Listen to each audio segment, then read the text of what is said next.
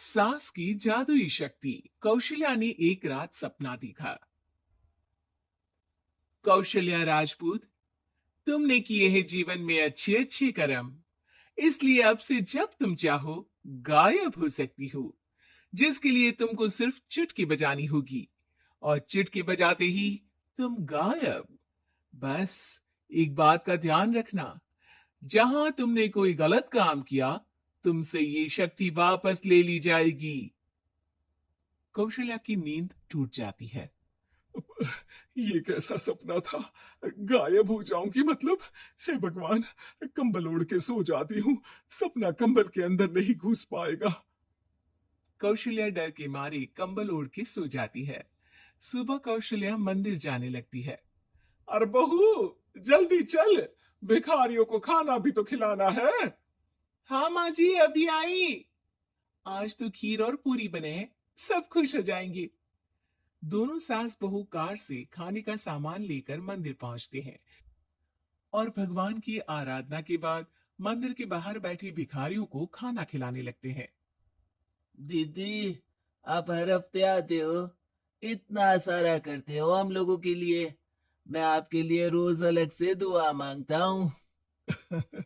ये तो फर्ज है हमारा। दीदी, थोड़ी पैसों की मदद हो जाती तो अच्छा होता। बड़े चौराहे पे मेरी बीवी भीख मांगती है, उसका इलाज करवाना है। 100-200 रुपए लग जाएंगे। कौशल्या उसी वक्त भिखारी को 500 का नोट दे देती है और दोनों सास बहू वहां से लौटने लगती हैं। तभी कौशल्या को कोई शंका होती है। अब बहू रुक, तो मैं भी आई। कौशल्या वापस वहीं जाती है तो देखती है कि भिखारी वहां है ही नहीं। कौशल्या को रात का सपना याद आता है। वो चुटकी बजा के गायब हो जाती है और सीधे भिखारी के पास पहुंचती है, पर भिखारी को वो दिखाई नहीं देती। कौशल्या देखती है कि भिखारी उन पैसों से शराब खरीद रहा है और कौशल्या उसे वहीं एक चाटा मारती है। अरे कौन है बे? एक और चाटा पड़ता है। अरे कौन है? कौन है? हिम्मत है तो सामने आओ। भिखारी को झूठ बोलने पर तड़ातड़ चाटे पड़ते हैं। वो वहां से भाग खड़ा होता है। कौशल्या चुटकी बजा के वापस बहू के पास आ जाती है और मन ही मन सोचती है। ऐसे तो मैं कितने गलत काम रोक सकती हूँ, कितनी ताकतवर हूं मैं, किसी को पता भी नहीं चलेगा। सासू माँ, आप क्या सोच रही हो? अब कुछ नहीं, कुछ भी तो नहीं है। ठीक है, मुझे ना थोड़े पैसों की जरूरत थी। मेरे कजिन भाई है ना, उनकी तबीयत थोड़ी इधर उधर हो रही है। वो तो खुद से नहीं कहेंगे कि पैसे दे दो, पर बहन होने के नाते मेरा तो फर्ज बनता है ना कि भाई की मदद करूं। अरे हाँ हाँ, ले जाना पैसे। पैसे इसीलिए तो कमाते हैं कि जरूरत में काम आ सके। घर पहुंच के कौशल्या अपनी बहू को 10,000 रुपए दे देती है। कब जाएगी तुम मायके? अम, कल शाम की ट्रेन है। दोनों काम में लग जाती हैं। तभी काम वाली दीदी वहां आती है। आज ना मैं आप लोगों के लिए पनीर बनाऊंगी। ठीक है, मंगवा लेती हूँ पनीर।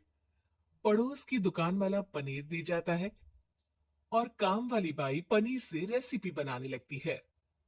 आज अपनी सुपर पावर काम वाली बाई पे ट्राई करती हूँ, देखूं तो सही किचन में करती क्या है ये। सास चुटकी बजा के गायब हो जाती है और किचन में पहुंचती है। बाई को खबर भी नहीं है कि कौशल्या भी किचन में ही है।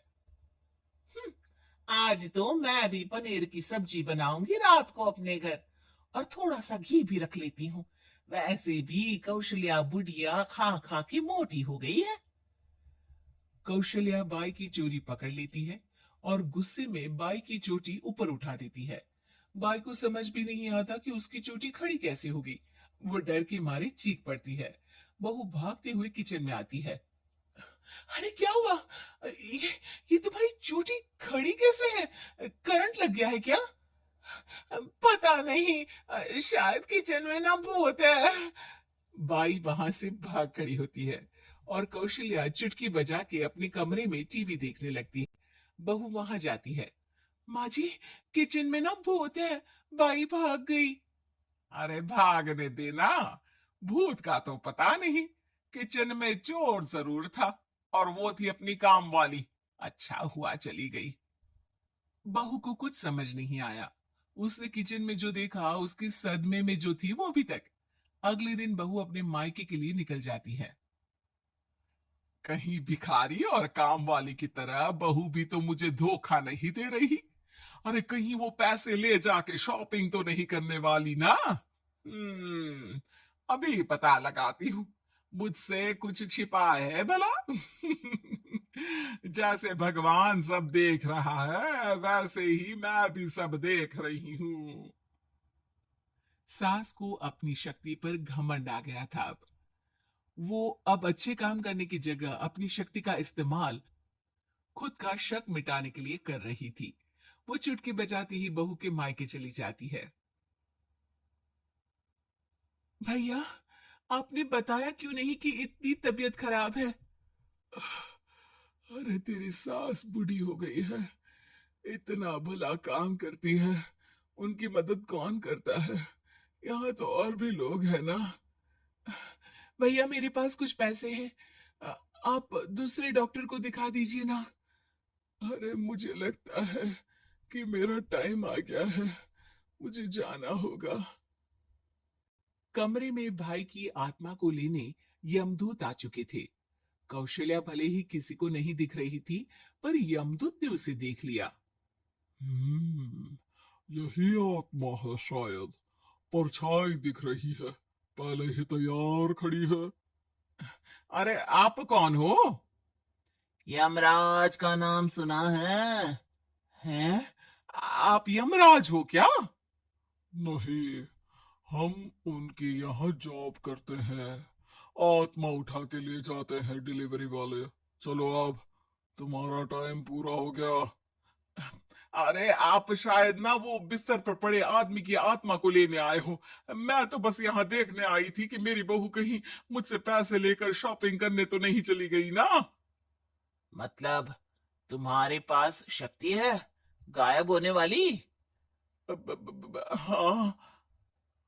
तुम ऐसे तुच्छ काम में उपयोग कर रही हो ऐसी दिव्य शक्ति का, अब तो तुमको ही लेके जाऊंगा।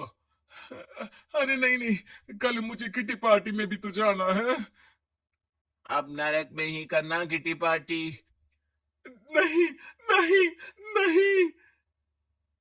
3 बार नहीं क्यों बोल रही हो? टीवी सीरियल चल रहा है क्या एकता कपूर का? अरे प्लीज मुझे जाने दो। आप तो उस बीमार आदमी की आत्मा को लेने आए थे ना। गलत डिलीवरी करोगे तो यमराज डांटेगा ना। बात तो सही कर रही हो, पर हमको उस पे दया आ गई। अभी उसकी उम्र ही क्या है, पर कुछ तो लेके जाना पड़ेगा ना। एक काम करो, अपनी शक्ति दे दो, गायब होने वाली। है? अरे क्यों?